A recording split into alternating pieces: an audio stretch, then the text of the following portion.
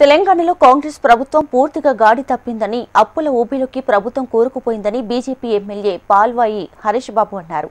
తెలంగాణలో 2 ఎమ్మెల్సీ స్థానాలు గెలిచిన సందర్భంగా ఖమ్మంకి చెందిన బీజేపీ నేత ఇంట్లో సంబరాలు జరుపుకున్నారు. మిఠాయి తినిపించుకొని బాణసంచ కాల్చి సంబరాలు చేసుకున్నారు. రాష్ట్రంలో ప్రత్యామ్నాయ శక్తిగా బీజేపీ ఎదుగుతుందని చెప్పారు. తెలంగాణ రాష్ట్రం ఎదుర్కొంటున్న ప్రతి సమస్యకు పరిష్కారం బీజేపీనని వివరించారు. 10 ఏళ్లలో కేసీఆర్ రాష్ట్రాన్ని సగం అప్పుల ఊబిలోకి తీసుకుని వెళ్లితే కాంగ్రెస్ పూర్తిగా అప్పుల ఊబిలో పడేసిందని పాల్వాయి హరీష్ అన్నారు.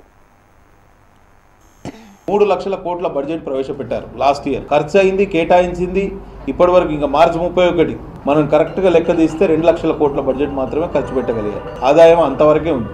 అంటే 1,00,000 కోట్లు వీళ్ళు అభివృద్ధి కానీ సంక్షేమం కానీ కార్యక్రమాలకు వినియోగించలేకపోయారు. ఎందుకు? రాష్ట్రం పూర్తిగా దివాలా తీసింది. రెవెన్యూ లోటులో రాష్ట్రం ఉంది. 1,00,000 కోట్ల రెవెన్యూ లోటు. ఇవాళ బడ్జెట్ లోటు ఎంత అంటే 1,00,000 కోట్లు.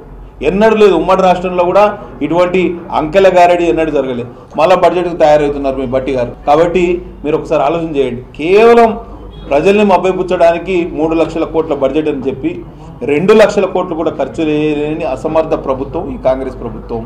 ఆ రాష్ట్రం పూర్తిగా అప్పుల ఊబిలో కూరుకుపోయింది. ఒక ఆర్థిక క్రమశిక్షణ లేదు, దీనికి దశ లేదు, దిశ లేదు. మంత్రులు ఎవరి సంపాదన మీద వాళ్ళు దృష్టి పెడుతున్నారు తప్పించి ప్రజలకు ఏదైనా లాభం చేకూరుస్తామనే ఆలోచన ఏమాత్రం కూడా లేదు. రుణమాఫీ చేశామంటారు. 50% మంది రైతులకు ఇంకా రుణమాఫీ కాలేదు. రైతు బంధు ఇంకా 3 ఎకరాల వరకే రైతు బంధు వేశారు. ఒక మధ్యలో ఒక రైతు బంధు ఇన్స్టాల్మెంట్ ఎగ్గొట్టారు.